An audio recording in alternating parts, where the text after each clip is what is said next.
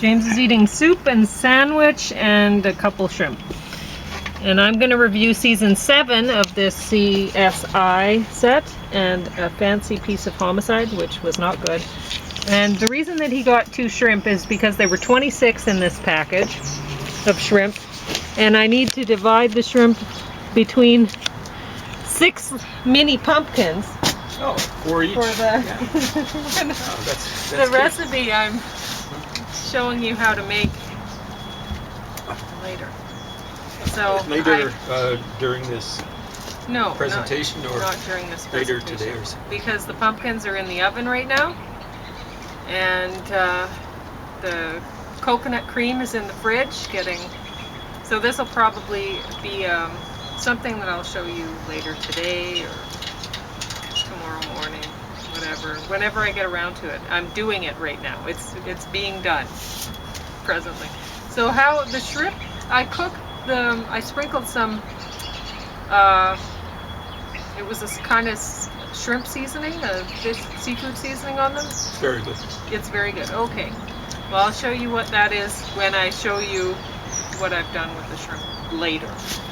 But this is just, he just got to eat a couple because I just happened to get them done before because I never know when James is going to show up.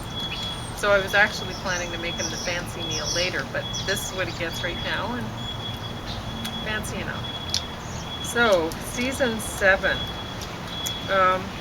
It's about the time that we started to tune out. Right? Well, we had watched only 4 episodes from season 6. Oh, so we were really, we weren't. Oh, we were watching it in real time back then. Yeah. So, we really tuned out of the whole show. Season 8, I haven't seen a single episode before, so we just totally dropped tuned it. down. Yeah. And it's too bad because I'm enjoying it. I would have enjoyed it then. You know, it starts to get more political. You know, they're looking at issues like water quality and the effects on the environment and people, you know, that are within that environment. And they're looking at race issues, and like there's somebody who's very interested in what you have. See, I haven't put their food yet. I'm also going to show you what I've been doing, how I've been treating the birdseed lately when I get around to it. So, well, I can do that, but I won't be treating it right now. I guess maybe if I get done this and James is talking, and maybe I'll get that done while he's talking. Yeah, that could be quite a long time. Yeah. So depending on how wound up I've gotten about it. So yeah, it's I'm really enjoying. I enjoyed watching season 6. I'm enjoying season 7, and now I started season 8. I'm enjoying it. They were already hammering on the release of the show?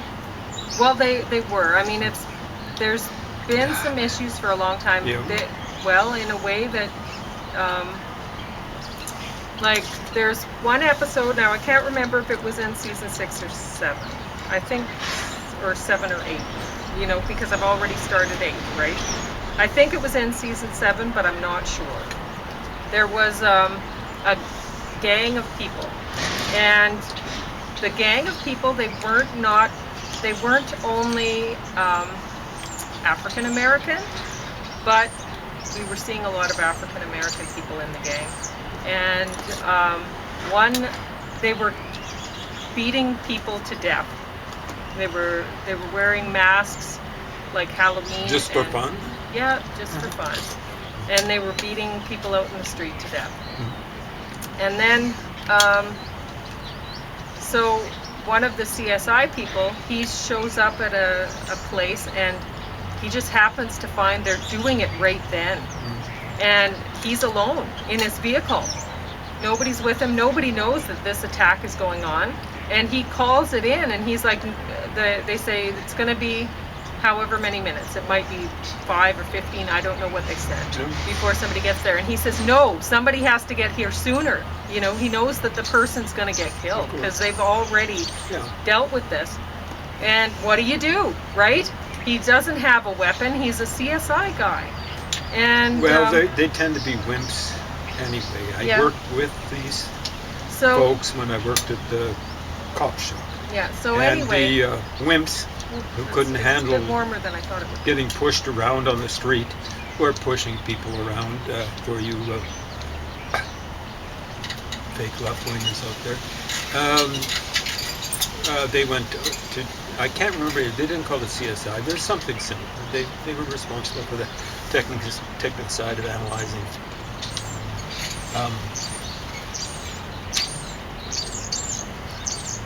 analyzing stuff, you know.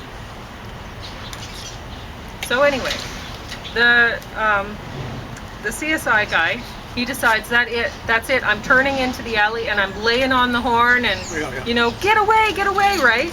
And so he's most of the people skedaddle, but one guy, he picks up a rock and he's gonna finish the guy off, and you can see it. He's going to do it. And then he decides, nah, I'm going after that CSI guy. Sure. So he just started running towards the CSI guy in the truck. And you don't know, is he going to throw the rock or what's he going to do, right? Smash open and they do it in South Africa. They'll smash open glass. And so, yeah, he runs at the guy, and so the CSI guy decides, like, he just reacts, right? And his foot was already hovering over the gas, and he hits the gas, and it's just like 2 seconds or something. But he hits the guy. The guy's down.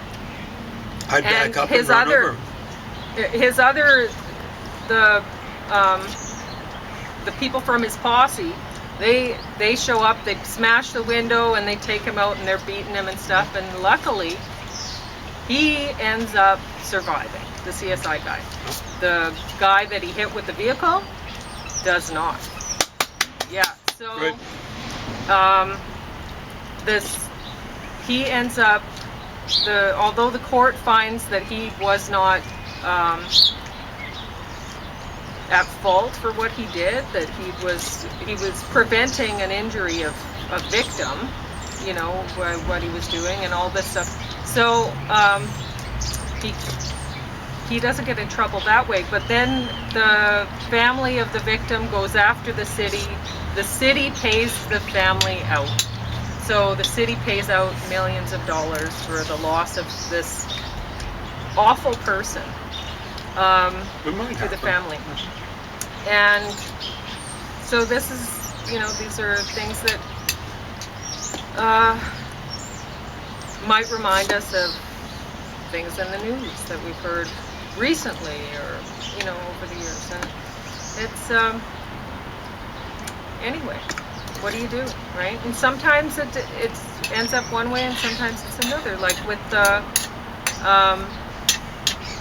O.J. Simpson thing, apparently, well, he didn't get put in jail for having killed his wife and her boyfriend. And having beaten her up. Yeah. At least several times. Yeah.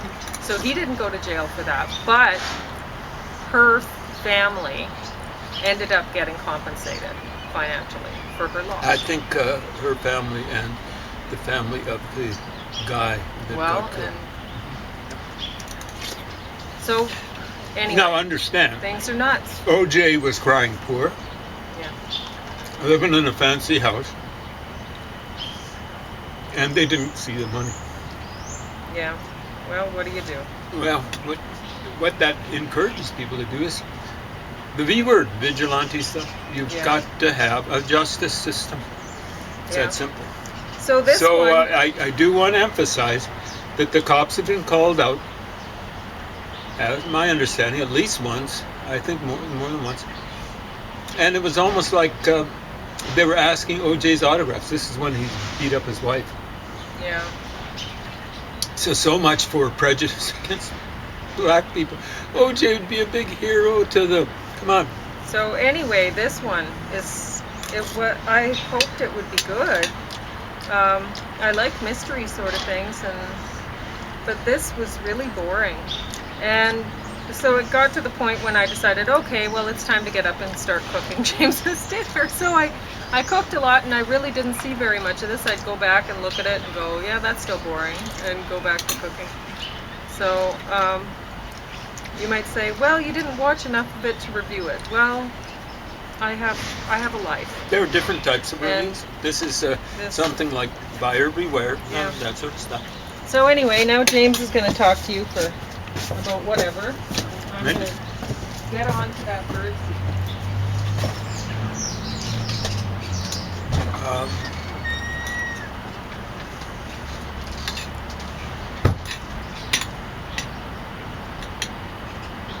I'm actually feeling pretty good today. I don't know why. Anyway,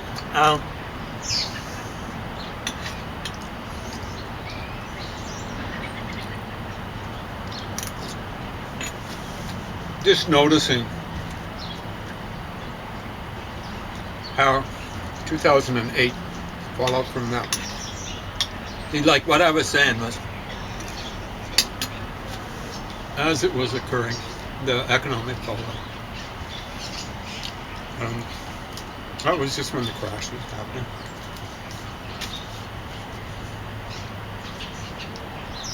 I was saying the capitalists can't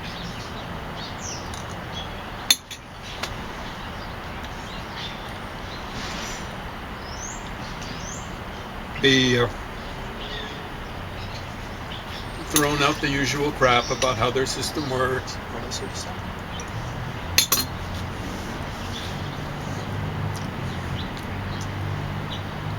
That's a right-wing cap. They're still slinging the trash about that stuff. Not working very well. You know, they kind of took over the Republican Party. They had.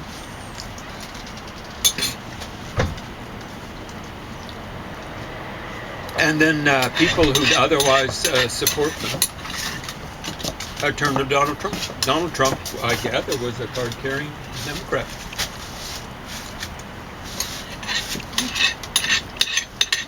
All right. So, We'll talk more about this chili later. powder and Tabasco. So I was wondering, well, how can I keep the mice away from my birds? Because I put birdseed. I shouldn't do it, but I love doing it. So it's what I do. I put birdseed on my windowsill of my porch here, and that way I can watch the birds through the window if I want to, and that's a lot of fun. Come here, oh. So, Come here. But unfortunately, Come here. Come here. Look over here. Look up here. unfortunately, Oh, the seed attracts mice this time of year because the birds, you know how they are, they're messy eaters. Half of what they pick up or whatever ends up on the ground. You have to clean it up, and it's hard to get cleaning it up frequently enough if you have anything else to do in your life. So I happened upon this article that somebody wrote and they were saying that if you want to deter mice from your birdseed humanely, then there's a couple things you can do. One of them is buy sunflower seeds that are already shelled, and I don't know exactly why that would make a difference, but apparently it does. Apparently the mice don't go after that.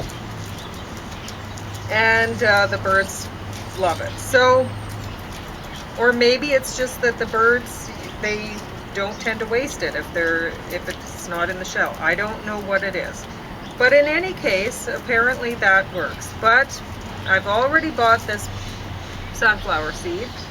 And so the guy said that one thing interesting about mammals as opposed to other animals, so that includes, so the mammals includes mice, is that we react to capsaicin or Mexican, whatever, however you pronounce it. So this hot of peppers. So birds don't. Birds don't sense this at all. So I thought, well,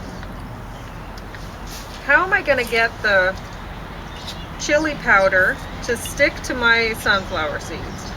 Because I don't want to just mix it all and then have it all fall off. What's the point of that?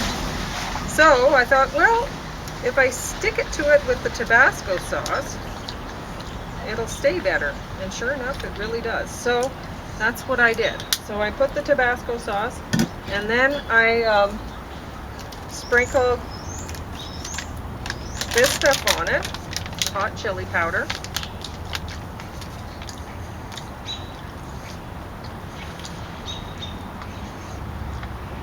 It costs very little, so I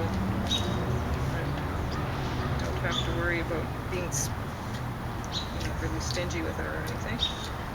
So I put quite a bit on. And then I, once my food was done baking in the oven, because most of the fall days I have the oven going in the morning, and then once my food is done, then I'll turn the oven off and I'll stick this in on the top rack. And then I'll open the oven after 15-20 minutes and swoosh it around with the spatula, flip the seeds so that more of this pepper and Tabasco end up on the other side and whatever. And stick it back in the oven.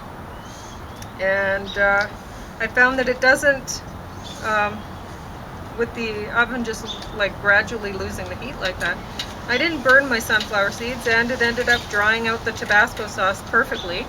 And then I stuck it on the windowsill, and at first the birds were looking at it like, what have you done to our seeds? It was just sitting there on. Yeah. And then all of a sudden, I guess one of them tried it and said, hey, it's okay, guys. And so then they cleaned it off really quickly. So now they know what I've, they know that what I've done to their food isn't toxic to them or whatever, or just even unpalatable. And now they go for it. So that's it. Anything else to talk about, James? I was just talking about the fallout from 2008. Oh, well, you have 10 minutes. Keep doing it. So there hasn't been good fallout. What's happened is communists have crawled out from under the rock they should have buried themselves under. And there's been all sorts of crap. I'm just realizing, reading some of the stuff that I've collected, used little libraries where people are giving this stuff away free. And I've got one I'll be reviewing in a while. It's dreadful. Exit book. Oh, awful reading, but it's got a hilarious cover. It's got capitalists doing something like an Aztec sacrifice, presumably on a worker. So the main figure is ripped or cut the heart out of this worker, and he's holding it up to the sun or something like that, or to the ghost of Adam Smith or Ronald Reagan or whatever. And others are kind of like washing their hands in the blood of the innocent victim.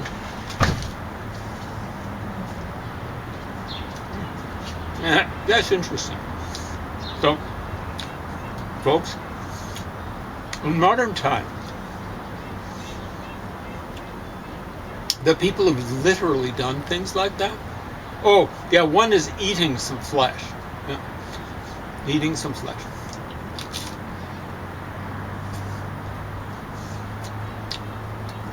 Kind of folks like Idi Amin, person of color, that sort of stuff. Apparently he ate flesh. Human flesh. Yeah, okay. I don't know how much he pretended to be a socialist or whatever. I'm pretty sure he's a form of nationalist, if only for his own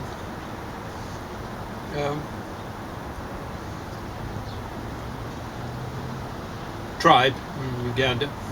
Yeah, there was northern Uganda. I don't know how religious he was. I suspect with a name like his that he was at least raised Muslim.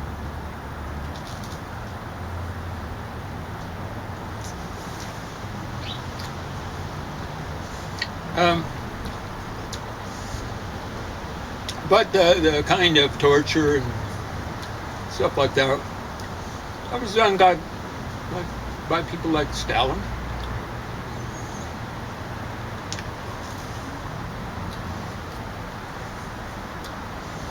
Now, that might be a bit overdone for him.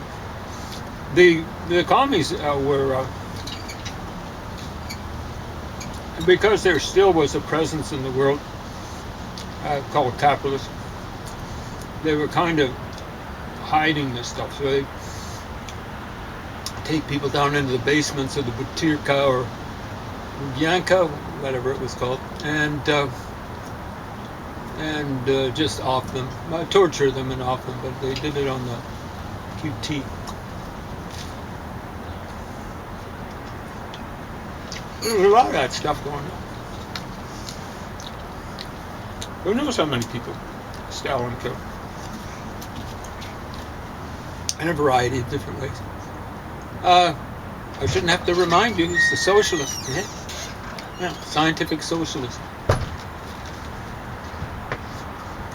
So, when you get a socialist portraying capitalists as tearing people's hearts out, kind of like bathing their hands in the blood and eating human flesh, that's not hypocrisy. That's hyper-hypocrisy. Socialists should look to their own sins first. You have got so many crimes against humanity. You never ever could make up for it. You should just give up on calling yourself socialist. All this crap comes from Marx. Marx. There's very little socialism that survived from pre-Marxist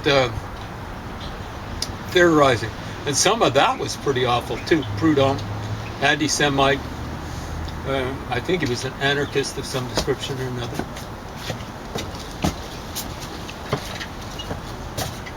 So there's some anarchists out there. But anarchists are just commie dupes. They will work with the commies, just like Antifa does. Then once they get rid of power, as in Spain, then they'll working with the communists. The communists were planning on taking Spain over. Fortunately, unfortunately for them, Franco took over. Well, the anarchists and commies were kind of jostling with each other, and so on and so forth.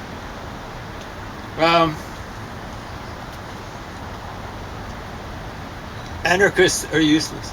You know, nature abhors a vacuum. Human nature abhors a vacuum. And one type of human nature is politics. Politics abhors a vacuum. You get rid of your government, and another one's going to come into the vacuum. And the best you can do is do something like democracy that will keep the real bad actors, i.e. commies, Nazis. Most of the third world governments that came into power after the so-called fall of imperialism were imperialists themselves on a smaller scale. And what they did was they combined nationalism, a particular virulent form of it, both virulent internally and in many cases externally, and communism in their economic organization, or whatever you want to call it, over-organization. And so I call that Nazi communism. And that was kind of like the default setting. Kenneth Kaunda. Nelson Mandela missed timed what was happening. If he'd come to power before the fall of the Soviet Union, he would have been doing Nazi commie stuff. That's what they were doing when they were doing terrorism in South Africa. That's what happened to poor little Stompy, or whatever his name was. The little guy who, on the orders apparently of Winnie Mandela, the little lump of love of Nelson Mandela, had a tire put around him, and the tire was set alight. Brilliant. And there are all sorts of pacifists wandering around. My three big heroes are Martin Luther King, and I think basically, aside from his personal life, he was a wonderful guy. Martin Luther King, he should have stayed out of the Vietnam War. I mean, getting in, that sort of politics. He should have been talking about how many black folks were being drafted and sent over there, many of them to die. But Martin Luther King, I think it was Mohandas Karamchand Gandhi, and we'll talk about that in a second. And then Nelson Mandela, maybe. I can remember going to a peace march in Lethbridge about 1982, over 40 years ago. There was a white guy from the ANC from South Africa, and he was giving a speech, and near the end of it, he's coming up to his peroration. He raises his right fist, not hand, and he says, "I want you to all swear this along with me." I was looking around, and all I remember George Orwell, all I saw around me were sheep. And I was looking at this pig up on the stage, and I'm going, I should heckle him, but people will misunderstand. They'll think I'm a right-winger. I'm a left-winger, and I cannot stand communism. And I'm going, this looks like communism to me. And when, about 5 years ago, I finally got a free copy of A Long March to... Oh, sorry. That's too much a reminiscence of what the commies did in China. The Long Walk to Freedom.